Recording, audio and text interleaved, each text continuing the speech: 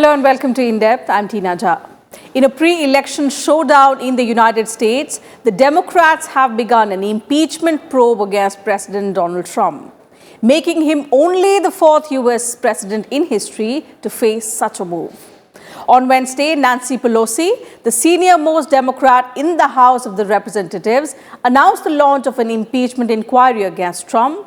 Soon after, details of a phone conversation between the U.S. president and his Ukrainian counterpart, Volodymyr Zelenskiy, were released. There have been accusations that Donald Trump offered aid to Ukraine in return for investigating Joe Biden, the former U.S. vice president who is seeking the White House in 2020.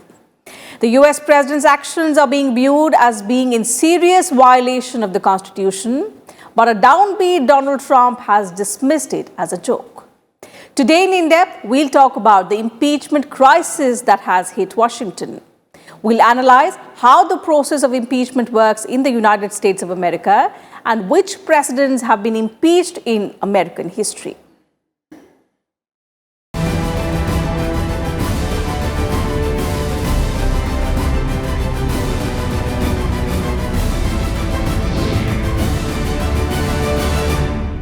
So, U.S. President Donald Trump is facing an impeachment probe. The U.S. House of Representatives launched a formal inquiry into Donald Trump over reports that he sought foreign help to smear political rival Joe Biden and his son.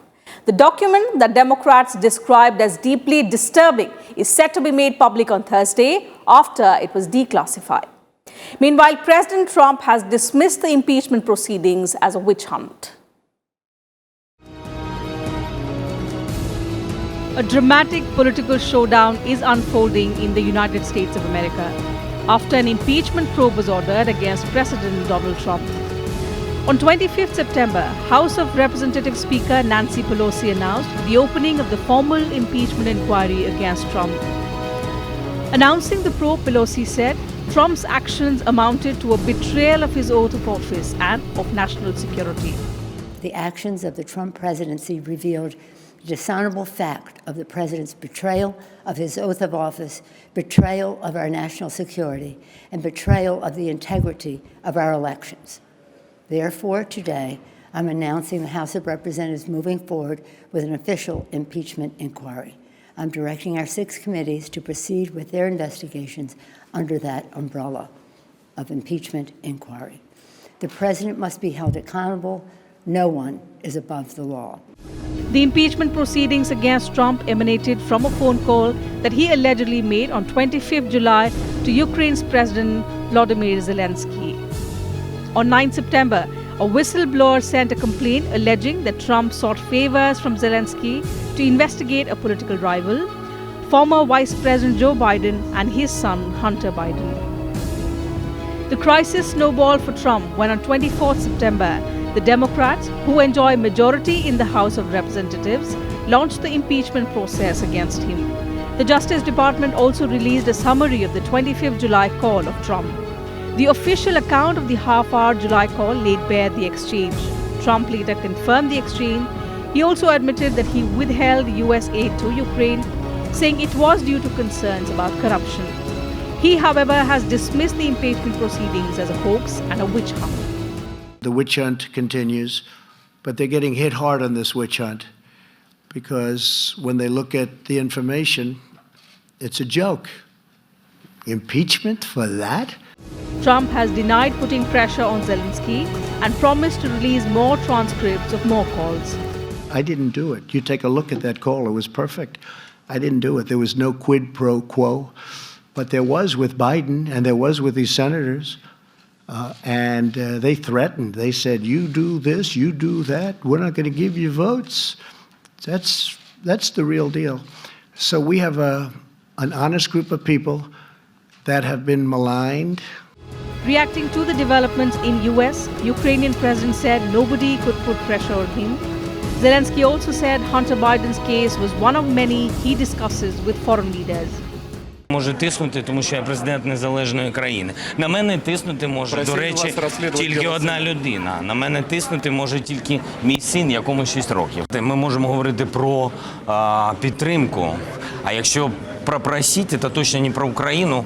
Украина новая страна, сильная, ни у кого ничего не просит. Trump's alleged target, Joe Biden, is a Democratic Party presidential candidate for the 2020 election.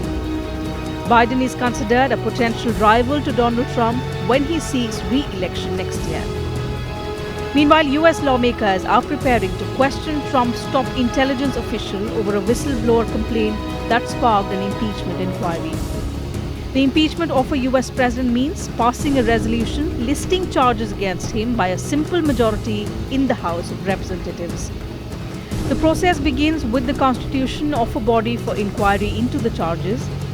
Under the US Constitution, a president can be impeached for treason, bribery, or other high crimes and misdemeanors, a procedure that can lead to removal from office.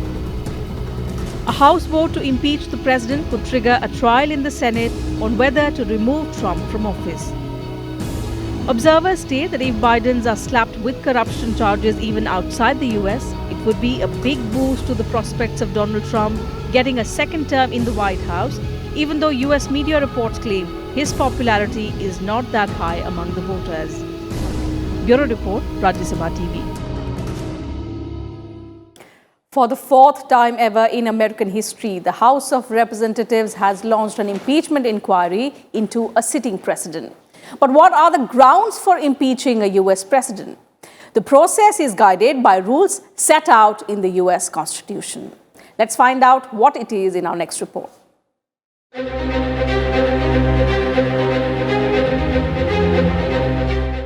Impeachment is a process when charges are leveled against an elected official by a legislative body. In the United States, it allows the US Parliament, known as Congress, to remove the president. Impeachment may also occur at the federal level, meaning the central level or the state level. The federal House can impeach central officials, and each state's legislature can impeach state officials, including governor, in accordance with their respective federal or state constitution. Federal judges are also subject to impeachment. Article 2, Section 4 of the US Constitution states that the President, Vice President, and all civil officers of the United States shall be removed from the office on impeachment for and conviction of treason, bribery, and other high crimes and misdemeanors. First, there are charges that have to be made out against any official, any federal official, or against the vice president or the president, because the procedure is the same. And once these charges have been framed, then they will go to the House of Representatives. And thereby there will be a very detailed discussion, and there will be arguments that will be put in favor and against impeachment. Basically, the causes of impeachment are a few. You know, they are either treason or bribery or any other major crimes or misdemeanors. No one should have this understanding or impression that it is only for criminal offences that impeachment can be made. There are a large number of reasons and causes for which an individual, either a president, vice president, or a senior federal official, can be impeached. Under the US Constitution, the House of Representatives, that is the lower house, has the sole power to impeach the president. The House Judiciary Committee is usually responsible for impeachment proceedings. The House debates and votes on whether to bring charges by a simple majority of the House's 435 members. In this role, the House serves as a grand jury, bringing charges against an officer. The Senate, also known as the upper house, has the sole power to try all impeachments, meaning that it has the power to convict. The Chief Justice of the US Supreme Court presides over impeachment trials in the Senate. So first, all these things come to the House of Representatives. There, by a simple majority, if this motion of impeachment is passed, then the individual is said to have been impeached.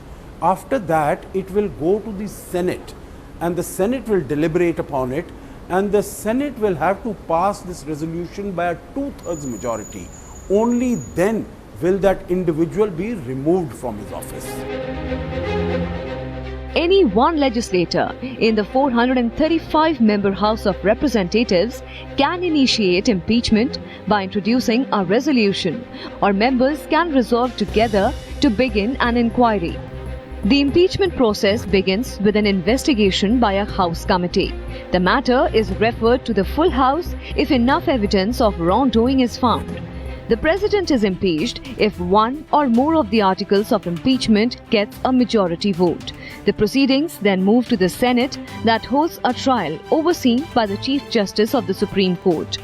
If at least two-thirds of the senators present find the President guilty, he is removed and the Vice President takes over as President.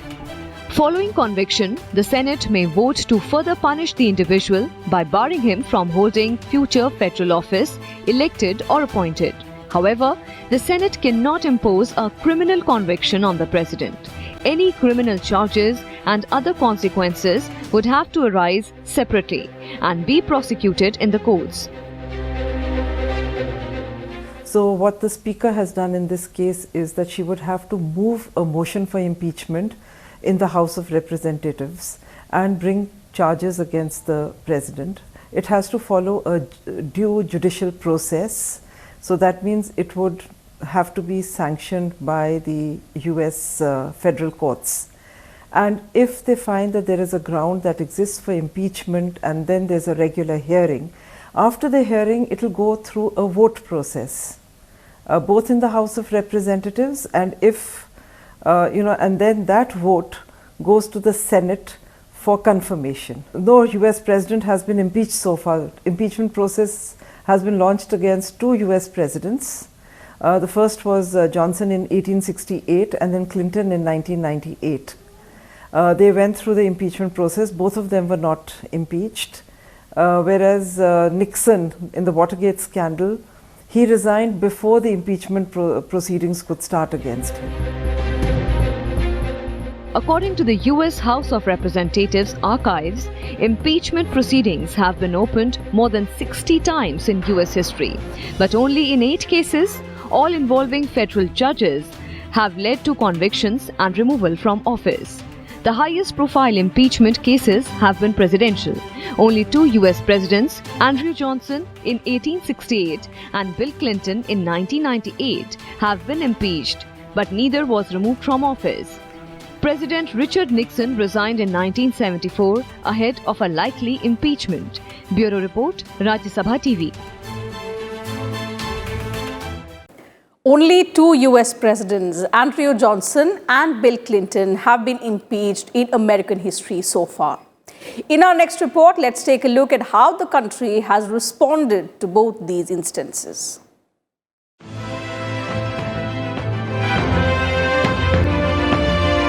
Only 2 US presidents have been impeached by the House of Representatives, and both were acquitted in trials held by the Senate, because the two-thirds majority votes needed to convict them were not reached. The first US president to be impeached was Andrew Johnson.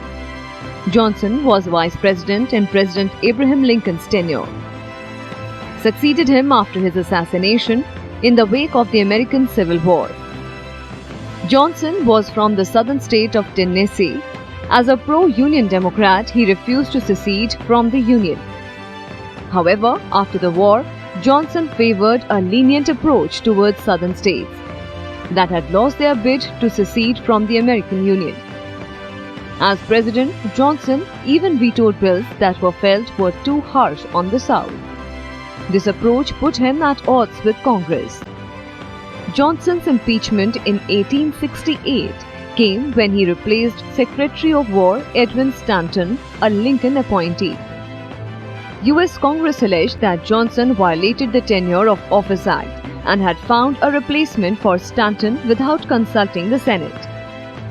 Johnson was impeached by a two-thirds majority of the House, and the case moved to the Senate for trial. In the Senate, 7 Republicans, however, decided to vote with Senate Democrats to keep Johnson in office. Johnson managed to keep the presidency by a single vote. There have been attempts made against 3 US presidents in the past. One was Andrew Johnson in 1868. So there he was impeached, but when it went to the Senate, then by one vote, his removal from the office was stayed. If the Senate had one more vote to say that he should be removed from the office, President Andrew Johnson in 1868 would have been removed. The second president who was impeached was President Bill Clinton in 1998. Again, the House of Representatives impeached him. But when the case went to the Senate, then the Senate ruled against President Clinton to be removed. So, although in both these cases they were impeached, but they were not removed from the office. The third case was that of President Richard Nixon. When the impeachment was taking place, just before the vote could take place, President Nixon resigned. So he was not impeached. Impeachment proceedings had started against him, but he resigned before the impeachment could take place against him. In 1998, it was the turn of Bill Clinton to be impeached. This was over an affair he had with the White House intern Monica Lewinsky. Clinton denied the affair in public and also to federal investigators who questioned him. Congress alleged that Clinton perjured himself by lying to investigators about his relationship with Lewinsky. They also agreed that he obstructed justice by encouraging White House staff to deny the affair. But while many senators agreed that Clinton had behaved badly, they decided that his misconduct didn't fall in the category of high crimes and misdemeanors. Many overwhelmingly believed that Clinton had not committed a crime, but had only behaved badly. Many other US presidents also faced impeachment threats. John Tyler was the first president that the House of Representatives moved to impeach. This was in 1842 when Tyler vetoed a legislation backed by his own Whig party. Angered over his move, the Whigs told Tyler to either resign or face impeachment. However, Congress did not pursue an impeachment. The president who came close to being impeached for high crimes and misdemeanors was Richard Nixon. During the Watergate scandal, the House Judiciary Committee filed 3 articles of impeachment against him. On August 9, 1974, Nixon resigned before the impeachment could be forwarded. Clinton was more personal in nature because they thought that he had misused the office of the United States for something which impacted or had an impact on his personal character, and he was impeached over that famous Monica Lewinsky case. So in each case, the basic need for impeachment or to look at the president, whether he fulfills the requirement for an impeachment, is very different. Now for Donald Trump also, coming to the present, there has been talk of him getting impeached right from the beginning of the first term of his presidency over the issue of Russian meddling in his elections. And it has been said that the Russians meddled in such a way that they ensured his victory. So the foreign power, a foreign country which is an adversary of the United States, would be able to exercise a great deal of influence in Trump's foreign policy. And that is why you had the Mueller investigation, but somehow, despite the prolonged investigative process, they did not find any grounds for impeachment. From Herbert Hoover to Barack Obama, many American presidents faced the talk of impeachment. Given the fact that no impeachment ever led to any presidents stepping down from office, US experts say that American Constitution framers only intended impeachment as a tool to keep bad presidents in fear of them. Bureau Report, Rajya Sabha TV. And let's now talk about the powers of the US President. The President of the United States of America is vested with great authority and is arguably the most powerful elected official in the world. The US Constitution grants various powers to the President, ranging from legislations to appointments as well as foreign treaties. In this report, let's talk about the powers which the American President enjoys. Article 2 of the US Constitution defines the qualifications, benefits, and powers of the American presidency. Section 1 of Article 2 says, the executive power shall be vested in a President of the United States of America. He shall hold his office during the term of 4 years. No person except a natural-born citizen or a citizen of the United States shall be eligible to the office of President. Neither shall any person be eligible to that office who shall not have attained the age of 25 years and been a resident of the country for at least 14 years. Section 2 describes the President as the Commander-in-Chief of the Army and Navy of the United States and of the militia of the several states. He shall also have the power to grant reprieves and pardons for offences against the United States, except in cases of impeachment. According to Section 3 of Article 2, the President shall, from time to time, give to the Congress information of the State of the Union and recommend to their consideration such measures as he shall judge necessary and expedient. On extraordinary occasions, the President may convene both houses or either of them. In case of disagreement between them, with respect to the time of adjournment, the President may adjourn them to such time as he shall think proper. He has got a huge power, but then he does not have absolute power. He does not have limitless power. It is not as if his power cannot be challenged. So as I said that if there is treason, there are charges of bribery, or there are charges of other misdemeanor or crimes, then he can be impeached. And it is for those reasons that the President is being impeached. The US President is the most powerful person in the world, but his power has to be exercised within the four corners of the Constitution. If he violates the Constitution in any of these ways, then of course he exposes himself, makes himself liable to be impeached by the House of Representatives. In addition to the executive powers, the US Constitution also assigns legislative and diplomatic powers to the President. The President has the power to veto legislation. Every bill that passes both houses of Congress must be submitted to the President, although Congress can get around the President in several ways. If the President fails to sign the bill within 10 days, it becomes law anyway. Also, the Congress may override a presidential veto by a vote of 2/3 of each house. You see, he has wide-ranging powers. He can seek exemptions. In his case, what works in his favor is even the Supreme Court judges are all, the key judges have been appointed by him. The President otherwise has the power to pardon, but he can't pardon himself, obviously. He can, he's already started tweeting very vigorously and actively that he is a victim of witch hunt by the opposition. And the US President is a very powerful person, but there are checks and balances. But in his favor, you see, both the House and the Senate are controlled by the Republicans. So it's not just a two-thirds majority, he's got much more than that. So I think it's very difficult, and he is in a very strong position. His personal ratings within the country are very high as well. So it becomes very difficult for the opposition to prove. So this is a process which has just started. We do not know if it will also merit the impeachment proceed.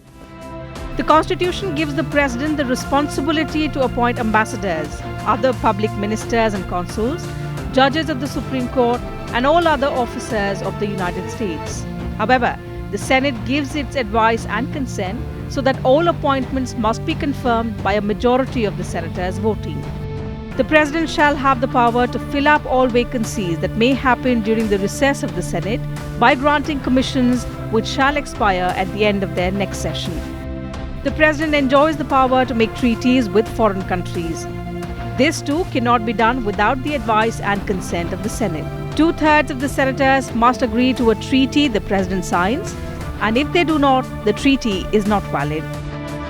The Constitution also provides that the President shall receive ambassadors and other public ministers, which includes the duty of recognizing new nations, representing the United States to other countries, and also performing related ceremonial duties. Bureau Report, Rajya Sabha TV.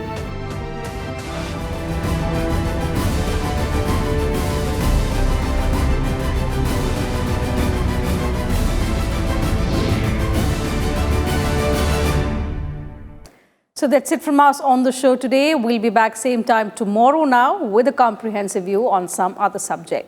In case you missed the television broadcast of the program, you can watch it online on YouTube and Twitter, and you can also send in your feedback and suggestions about the program. Thank you for your time.